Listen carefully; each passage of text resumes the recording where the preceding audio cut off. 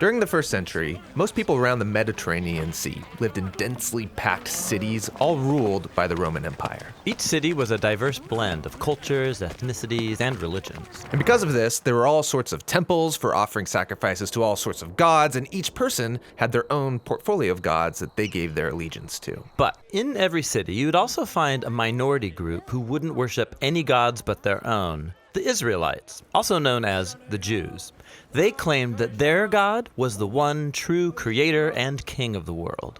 Now, all these cities were connected by a network of roads built by the Roman Empire, and so it was easy to move around, to do business, and even spread new ideas. Now, one person familiar with these roads was the Apostle Paul. He spent the second half of his life traveling from city to city, announcing that Israel's God had appointed a new king over the nations. This king wasn't like anyone who'd come before. Right. Most kings rule with aggression or power, but this new king rules with self-sacrifice and love. His name is Jesus, and Paul is his herald, who's inviting all people to live under this king's rule. The stories of Paul's travels and how people received this message, that's what the third part of Acts is all about. For some time, Paul's home base had been in the city of Antioch. And from there, he and his co-workers went out on 3 road trips, traveling by land and by sea to strategic cities throughout the empire. In each city, Paul's custom was to go first to the Jewish synagogue where his people gathered. He'd start teaching and showing how the Messianic king promised in the Hebrew scriptures is Jesus of Nazareth. And some believed this news, others didn't, and still others thought this message was so misleading and dangerous, they would incite riots to kick Paul out of town. And so that's when Paul would take to the bustling city marketplace. He would set up shop there to make and sell leather tents to cover his travel expenses. And here, Paul kept sharing the news about the risen King Jesus with anybody who would listen.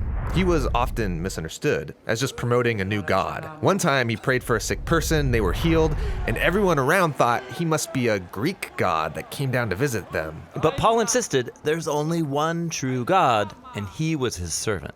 This message often stirred up opposition and more riots, and he got beaten, even thrown in jail. Why such a strong reaction? Well, the worship of the gods held together Roman culture. They believed the gods kept their cities safe, and the temple worship of the gods was a huge part of their economy. Paul wasn't just adding Jesus as a new god to the list, he was saying all other gods are powerless, even a sham. So he's undermining their way of life. Yes, and more than that. When Paul announced Jesus as a new king, he would call him Lord or Son of God, the very titles people used to refer to the emperor of Rome. So Paul's message could easily be heard as a threat against the entire political order.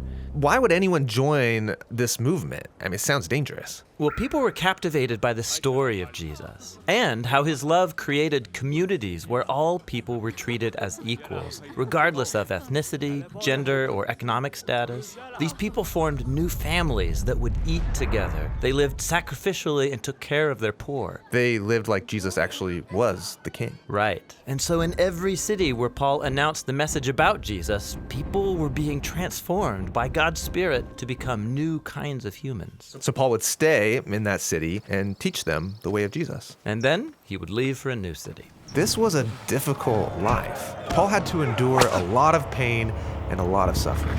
Yeah, and he did so because he believed that his own hardships were a reenactment of Jesus' suffering and death for others. He said it was God's own love that drove him to share the story of Jesus, no matter the cost. After his third road trip, Paul's reputation had grown. He had made many new friends, but had also made many new enemies that he would be wise to avoid. But Paul didn't avoid them. His next stop was Jerusalem, a city full of people who wanted him arrested, even dead.